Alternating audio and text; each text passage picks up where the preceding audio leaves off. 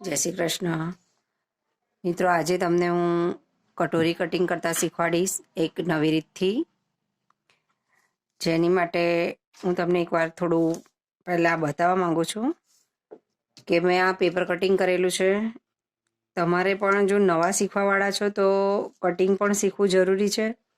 Paper કટિંગથી ફાયદો એ થાય તમને કે આપણું કપડું નથી બગડતું અને નવો કોઈ આઈડિયા આવ્યો હોય તો આપણે એ કપડામાં ઉમેરી શકીએ છીએ. કારણ કે જ્યારે આપણે ડાયરેક્ટ કાપડ કટિંગ કરી નાખીએ તો પછી એમાં કોઈ ફેરફાર થતો નથી. પણ જો તમે પેપર કટિંગ કર્યું હોય અને પછી કાપડ કટિંગ કરો તો તમે એમાં ફેરફાર કરી શકો છો. અને જો તમારે આ રીતે શીખવું હોય તો હું એના વિડીયો બ્લાઉઝનો પછી મૂકવાની છું. હું ડાયાગ્રામ ચોપડામાં કરું, તમે એ જ રીતે મેજર ટેપથી તમારા પેપરમાં કરી શકો છો, કાપડમાં પણ કરી શકો છો. તો કાપડમાં એક વસ્તુ થાય, જુઓ અહીંયા આગળ આ બ્લાઉઝનું ડાયાગ્રામ છે.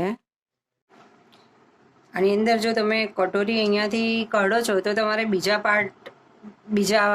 જગ્યાએથી કાઢવો પડે, અને જો બીજા પાર્ટ આપણે અહીંયાથી લઈએ તો કટોરી આપણે બીજેથી કાઢવી પડે. તો આપણે કટોરી બીજેથી કાઢીએ બરાબર તો વધારે સારું રહે. આમાં અહીંયાથી કાઢીએ તો પણ એ ફિટિંગમાં થોડી કમ્ફર્ટેબલ નથી હોતી, પરફેક્ટ બેસતી નહીં હોતી. તો આપણે આને જ બીજેથી કાઢીશું. અત્યારે હું તમને મારે કટિંગ કરેલું જ છે, તો હું તમને આમાંથી એક નવી રીતે કટોરી બનાવતા શીખવીશ. અને હું અત્યારે એને ન્યૂઝપેપરમાં જ કરીશ. બરાબર, આ કટોરી આપણે અહીંયાથી જે લીધી છે કટિંગમાંથી, આ ભાગ નીકળ્યો છે એમાંથી જ આપણે નવી કટોરી બનાવીશું. પહેલાં અહીંયાથી લંબાઈ લઈશું.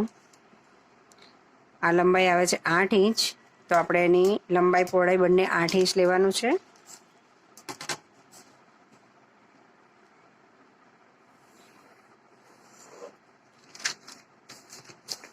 અહીંયાથી આપણે લઈશું 8 ઇંચ પહોળાઈ. એ જ રીતે આ સાઈડે પણ 8 ઇંચ.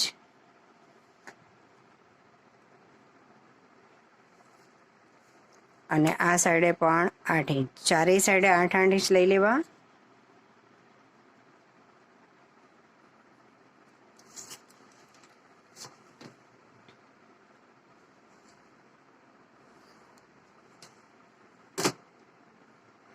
બધાની જ અલગ અલગ રીત હોય છે, કટોરી કાઢવાની પણ સીવવાની પણ.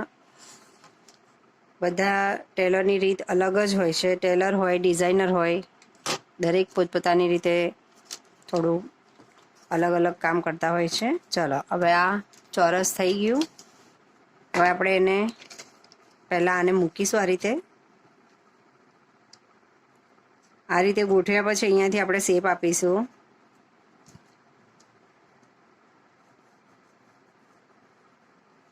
શેપ જ્યાં જાય છે એ પ્રમાણે જ આપણે જવા દેવાનો છે.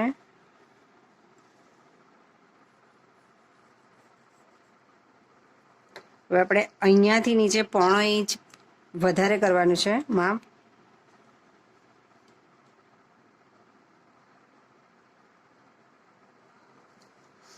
આ 1.5 ઇંચ છે, અહીંયાથી નીચે 1.5 ઇંચ લઈશું એક્સ્ટ્રા.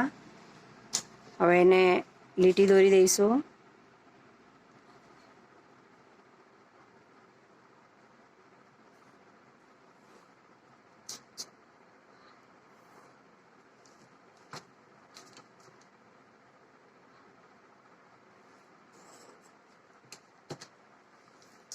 હવે આ શેપને આપણે અહીંયા ખસેડીશું અને ગળાનો શેપ આપીશું.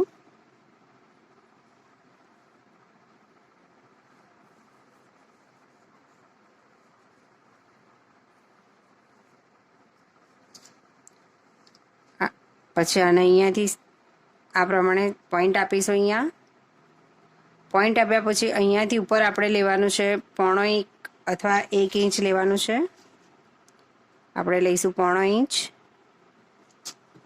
આ શેપને આમ ફરીથી ઉપર કરીશું.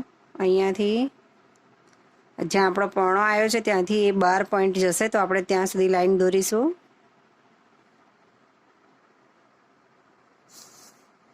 હવે આ પોઈન્ટને નીચે લઈ જઈશું 1.5 ઇંચ સુધી. અને હવે અહીંયાથી આ પોઈન્ટ આપણે શેપ આપવાનો છે.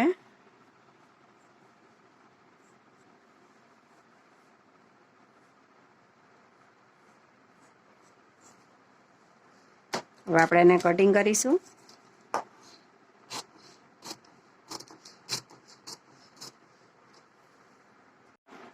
હવે આપણે કટિંગ કરતી વખતે થોડો શેપમાં ચેન્જ આવશે અને ઘડી કરીને કરીશું એટલે થોડો ફેરફાર આવશે, એ પણ આજ વખતે થઈ જશે.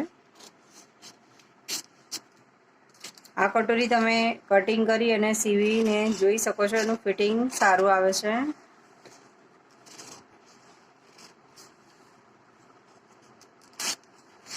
અત્યારે આપણે આમાં ચોરસ લઈ લઈશું.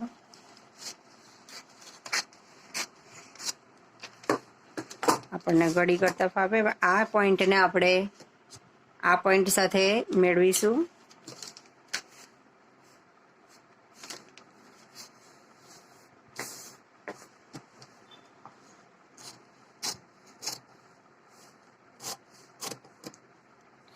આ રીતેનું કટિંગ લઈશું. અંદર શેપ ના પણ આપીએ તો ચાલે, થોડો આપ્યા પછી.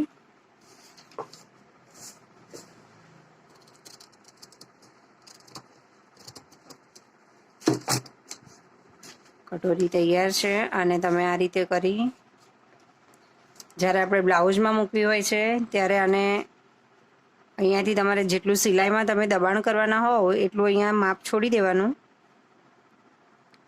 એના પછી તમારી તૈયાર કટોરીનું જે માપ હોય તે લેવાનું. મારે તૈયાર કટોરીનું માપ 6 છે, તો અહીંયા 3 પર નિશાન કરીશું અને એના પછી આપણે ઉપરની સાઈડે લઈશું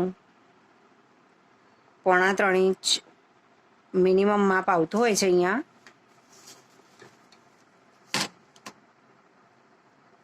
હાઇટવાળી વ્યક્તિ હોય, નીચી વ્યક્તિ હોય તો એની માટે થોડું માપમાં ચેન્જ થાય. મીડિયમ માટે 3.25 મિનિમમ હોય છે. આ ટક્સને આપણે બટન પટ્ટી બાજુ વાળવાનો હોય છે આ રીતે.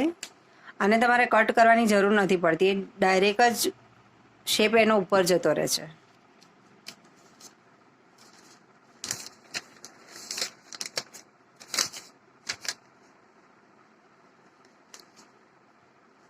આ તૈયાર કટોરી થઈ ગઈ છે. હવે હું તમને કાપડમાં પણ એનું કટિંગ કરીને બતાવીશ.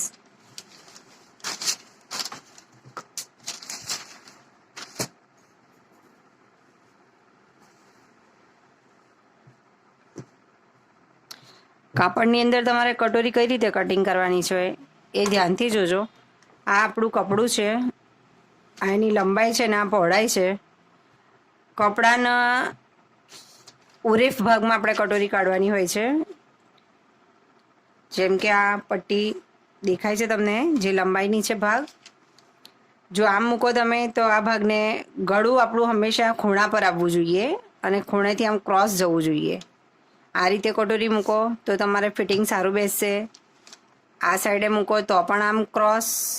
ગુણાકાર આપણા કપડાનો થાય તો ગુણાકારનો જે છેડો આવે ત્યાં આગળ તમારી કટોરીનું ગળું આવવું જોઈએ. એ રીતે જો તમે કટોરી કટિંગ કરો છો તો એ તમારી પરફેક્ટ ફિટિંગ બેસે છે એનું.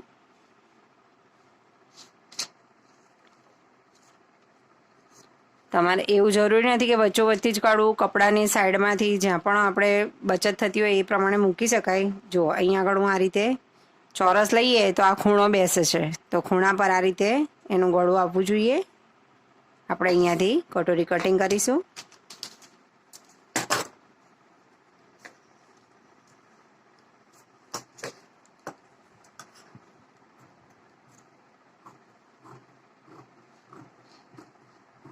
જો તમે નવા શીખવાવાળા હોય તો તમારે ખૂબ જ જરૂરી છે કે તમે પૂરેપૂરો ડાયાગ્રામ, પૂરેપૂરી રીત જે છે કટિંગ કરવાની. કટિંગ ડાયરેક્ટ કોઈ દિવસ આવડતું હોતું નથી.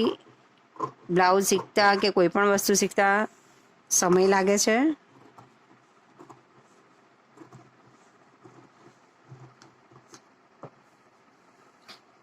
આવી રીતે તમે ફેરવવું પણ નહીં. જો તમને આવડતું હોય તો જ ફેરવાય, અને નહીંતર તમારે બધી સાઈડે ટાંકણી લગાવી દેવી અને પછી જ એને આ રીતે ખસેડી શકાય. કપડાની બાજુ આપણે ફરવાનું હોય છે, પણ અમારી તો પ્રેક્ટિસ હોય છે જેથી અમે ફરી શકીએ, કપડાને ફેરવી લઈએ છીએ.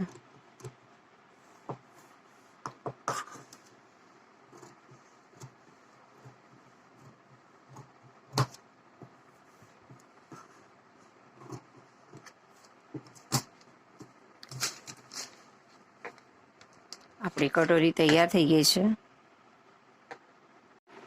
આપણી આ તૈયાર કટોરીમાં તમારે થોડાક ફિટિંગ માટે, ગળામાં ફિટિંગ આવે એના માટે અહીંયાથી 1/2 ઇંચ આપણે ઓછું કરવાનું હોય છે માપ. અને આ ગળાનો જે શેપ હોય છે એ તમારે જેવો જોઈતો હોય એ પ્રમાણે તમે અહીંયા આગળ જેવો શેપ આપશો, જેવી સિલાઈ કરશો એ પ્રમાણે તમારું બહારથી ગળાનો દેખાવ આવશે. અને જ્યારે પણ આવી કટોરી કરો ત્યારે અહીંયાથી 1/2 ઇંચ તો તમારે કટ કરી જ નાખવું.